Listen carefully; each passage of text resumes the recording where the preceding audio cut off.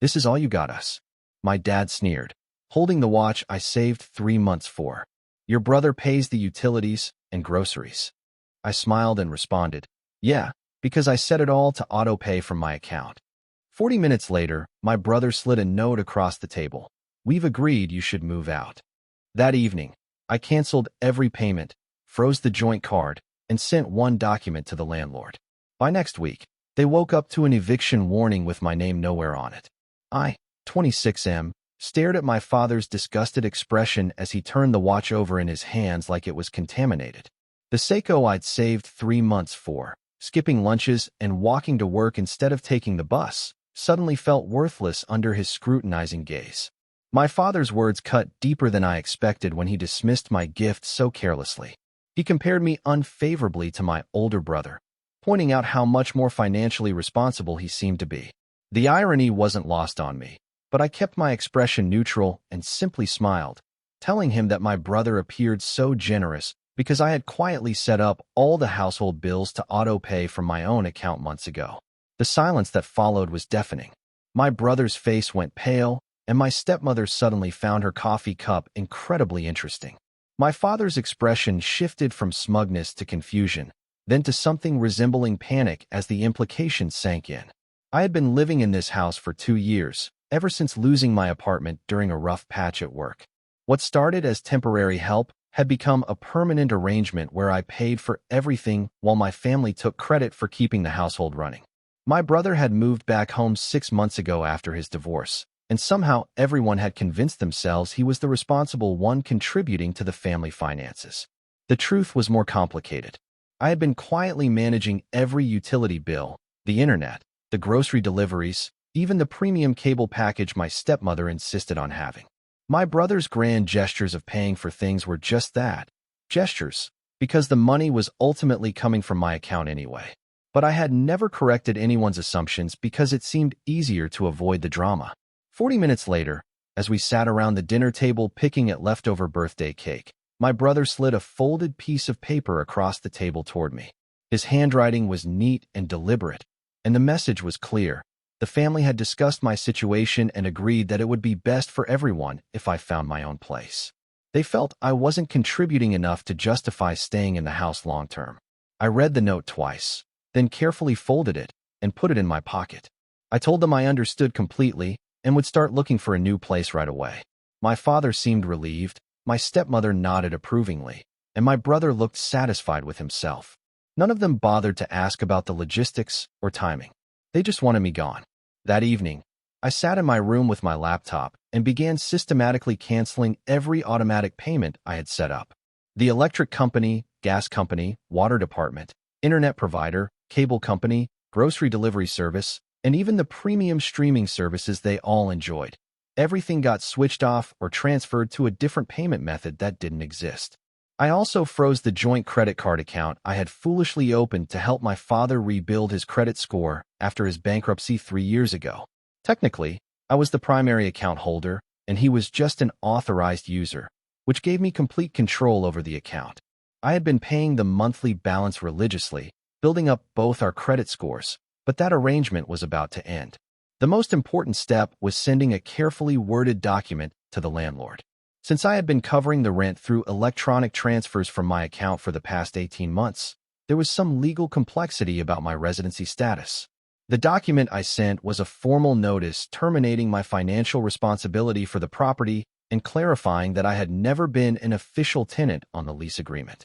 I spent the next few days quietly packing my belongings and arranging temporary accommodation with a coworker who had a spare room. My family seemed pleased with how smoothly everything was going and made several comments about how mature I was being about the whole situation. By the following Tuesday, the first signs of trouble appeared.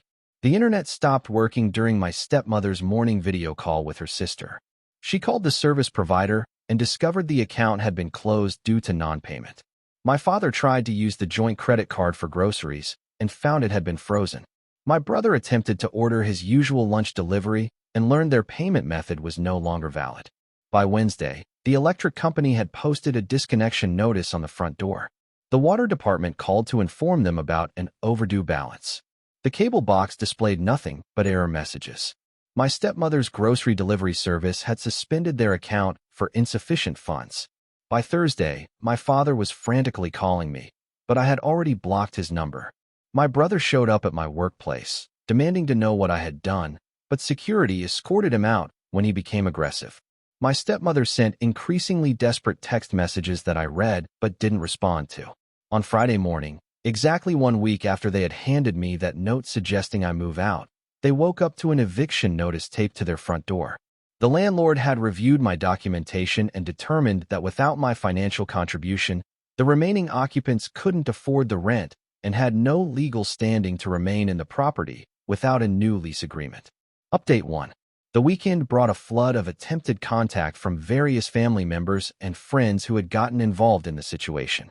My aunt called to tell me how disappointed she was in my behavior, apparently unaware of the full circumstances. My cousin sent a long text message about family loyalty and forgiveness. Several family friends reached out on social media, sharing their opinions about my actions. I decided to provide some context by posting a detailed breakdown of my financial contributions to the household over the past 2 years. The spreadsheet I had been maintaining showed every payment, every utility bill, every grocery order, and every other expense I had covered. The total amount was staggering. Over $40,000 in various household expenses that my family had assumed my brother was handling. The response to this information was mixed. Some relatives expressed shock and supported my position, while others argued that families should handle money matters differently. My uncle called to apologize for jumping to conclusions and offered to help mediate a conversation, but I politely declined. My brother made another attempt to reach me through my employer, this time bringing my father along. They wanted to negotiate a solution and seemed genuinely surprised that I wasn't interested in discussing terms. My father offered to pay me back gradually, and my brother suggested we could work out a payment plan for future expenses. I listened politely and then informed them that I wasn't seeking repayment or attempting to punish anyone. I was simply ending my financial involvement in their household affairs.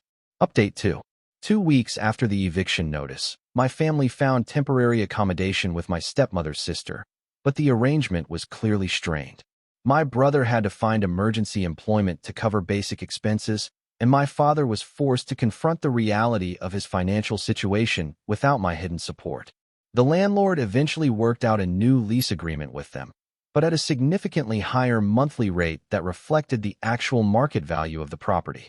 My previous payments had apparently been subsidizing below-market rent that the landlord had accepted because of my reliable payment history and excellent credit score. I received an unexpected call from my stepmother's sister, who wanted to understand what had happened because my family's version of events didn't seem to match the evidence. She had seen the financial records I posted and was confused about why my family had been so eager to remove someone who was essentially subsidizing their entire lifestyle. During our conversation, she revealed several things my family hadn't mentioned. My brother had been borrowing money from various relatives for months, claiming he was helping support the household, but apparently using the funds for other purposes. My father had been telling people that I was living rent-free and taking advantage of their generosity. My stepmother had been complaining to her friends about how I never contributed to household expenses. This information helped me understand why my family had felt justified in asking me to leave. They had created a narrative where I was the problem, despite the objective reality being completely different. They had convinced themselves, and apparently others, that they were doing me a favor by letting me stay, rather than acknowledging that I was doing them a favor by covering their expenses. Update 3. A month after leaving, I was contacted by a lawyer representing my family. They were exploring legal options to force me to resume paying their household expenses, claiming I had created a verbal contract by establishing a pattern of financial support. The lawyer seemed skeptical about their case, but was obligated to pursue their instructions. I forwarded all communication to my own attorney, who reviewed the situation and assured me that I had no legal obligation to continue supporting my family financially. The automatic payments I had set up were voluntary contributions that I could cancel at any time. The joint credit card account was legally under my control as the primary account holder. The documentation I had sent to the landlord was appropriate and accurate. My attorney also pointed out that my family's legal position was further weakened by the note my brother had given me requesting that I move out. This document served as evidence that they had terminated our living arrangement, which invalidated any claim that I owed continued financial support. The legal threat ultimately went nowhere, but it confirmed that my family still didn't understand or accept responsibility for their role in the situation. They continued to view themselves as victims of my vindictive behavior rather than acknowledging that their own actions had created the circumstances they now found themselves in. 6 weeks after the initial confrontation, I received a handwritten letter from my father. The tone was different from his previous attempts at communication, less demanding and more reflective. He acknowledged that he had been unfair in his treatment of me and admitted that he hadn't realized how much I had been contributing to the household. He expressed regret about the way my birthday had ended and asked if we could meet to discuss rebuilding our relationship. I appreciated the letter, but wasn't ready for reconciliation. The damage to our relationship went beyond financial issues. The casual cruelty of dismissing my gift, the assumption that I wasn't contributing to the family, and the calculated decision to push me out had revealed something about their character that couldn't be easily forgiven.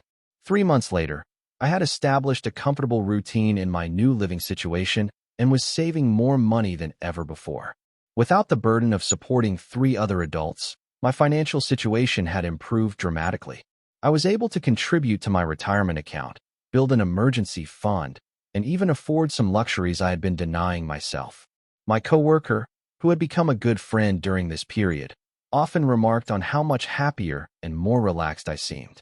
The constant stress of managing my family's financial obligations while receiving no recognition or appreciation had been weighing on me more heavily than I had realized.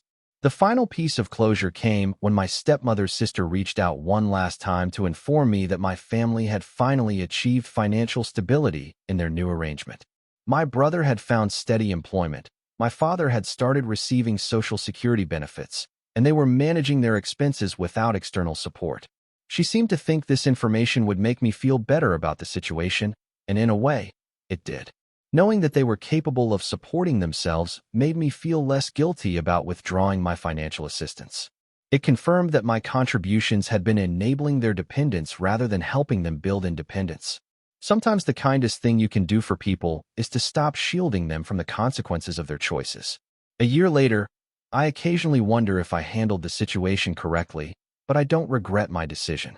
The watch my father had dismissed so cruelly still sits on my dresser, no longer a symbol of rejection, but a reminder of my own worth and the importance of setting boundaries with people who take advantage of kindness.